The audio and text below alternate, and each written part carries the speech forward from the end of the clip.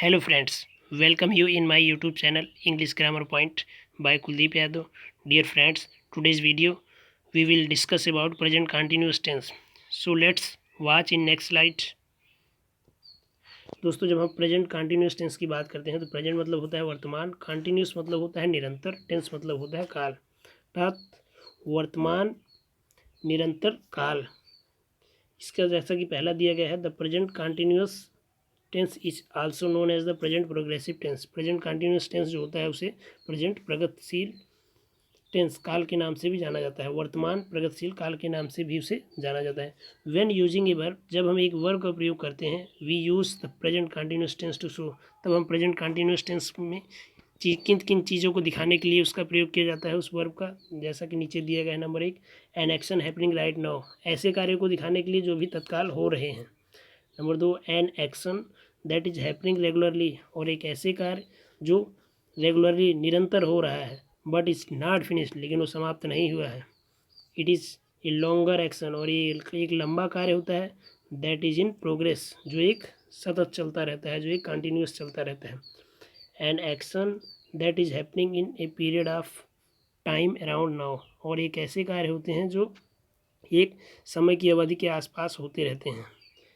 और it is an action, और एक ऐसा एक्शन होता है that will probably take place in the near future, जिसके भविष्य में खत्म होने की संभावना होती है।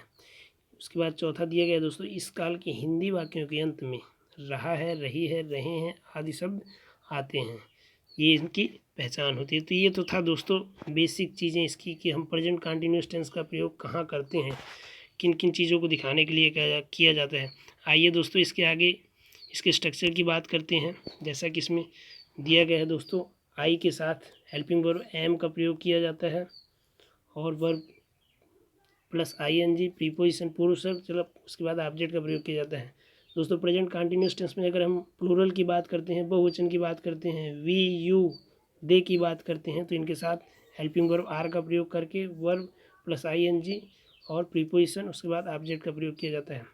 और अगर प्रेजेंट कंटिन्यूस टेंस में ही दोस्तों हम सिंगुलर की बात करते हैं, ही सी इट नाम अथवा किसी सिंगुलर सब्जेक्ट की बात करते हैं, तो इसके साथ इज हेल्पिंग वर्ब का प्रयोग करते हुए वर्ब प्लस आईएनजी प्रीपोजिशन पूर्व शब्द और ऑब्जेक्ट लगाते हुए हम इसे बनाते हैं। आइए दोस्तों इसके कुछ एग्जांपल्स देखते हैं अगली स्लाइड में। जैसा कि दिया गया है यहाँ पे, आई के साथ आई एम भी कर सकते हैं, या आप कॉमा लगा के एम लगा देंगे फिर भी हो जाता है। जैसा कि दिया गया है, I am drawing A picture, मैं एक पिक्चर खींच रहा हूँ। अब दोस्तों इसी में ये तो आई के साथ एम का प्रयोग दिखाया गया इसमें। अब नीचे वाले में देखिए दोस्तों दिया गया है ही इज, या हम ही इज लिख सकते हैं, या ही कॉमा ऊपर लगा के यस लगाते हुए भी लिखा जा सकता है। तो ये हो जाएगा he is sleeping in the room, वह रूम में सो रहा है। उसके बाद दूसरा कह रहा है she is sleeping in the room, वह रूम में सो रही है, इट इज़ स्लीपिंग रूम, ये भी इसी तरह दोस्तों बनाया गया है। इसके बाद इसमें प्लूरल बहुवचन में किया गया है, you are watching a film, movie देख रहे हो, तुम एक फिल्म देख रहे हो, we are watching a film, हम एक मूवी देख रहे हैं, they are watching a film, वे एक मूवी देख रहे हैं। तो ये प्लूरल की बात की गई है दोस्तों, ऐसे ही सेंटेंसों को रखा जाता है। हेल्पिंग वर्ब यहाँ एम लगाया है, इसमें हेल्पिंग वर्ब इज है, और इसमें हेल्पिंग वर्ब आर का प्रयोग किया गया है। आइए दोस्तों थोड़ा हम इसके अफर्मेटिव, नेगेटिव और इंट्रोगेटिव स्ट्रक्चर के बारे में जान लें अगली स्लाइड में। जैसा कि दिया गया है, जब हम दोस्तों अफर्मेटिव सेंटेंस की बात करते हैं अर्थात पॉजिटिव सेंटेंस की बात करते हैं, तो सबसे पहले दोस्तों इसमें हम सब्जेक्ट लिखते हैं इज एम आर, उसके बाद वर्ब की फर्स्ट फॉर्म।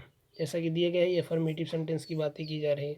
सब्जेक्ट में ही इज प्लेइंग फुटबॉल, ये हमारा सब्जेक्ट है, इज हेल्पिंग वर्ब है, अकॉर्डिंग टू सब्जेक्ट हमने लगाया है प्लेइंग वर्ब की first form plus ING, football हमारा ऑब्जेक्ट की बात करता है। तो ये होता है दोस्तों अफर्मेटिव सेंटेंस का। अगर हम निगेटिव की बात करते हैं दोस्तों, इसी सेंटेंस को बनाया जाए तो सब्जेक्ट रखते हैं सबसे पहले is am are, according to subject होता है दोस्तों। उसके बाद नॉट, फिर वर्ब की फर्स्ट फॉर्म प्लस आईएनजी, जैसा कि नीचे एग्जांपल्स में दिया गया है कि he is not playing football, वह फुटबॉल नहीं खेल रहा है। इस तरह दोस्तों निगेटिव सेंटेंस को बनाया जाता है। या इसी में कह सकते हैं हम फुटबॉल नहीं खेल रहे हैं, तो हो जाएगा दोस्तों we are not playing football. अब आइए दोस्तों हम बात करते हैं इंट्रोगेटिव सेंटेंस की।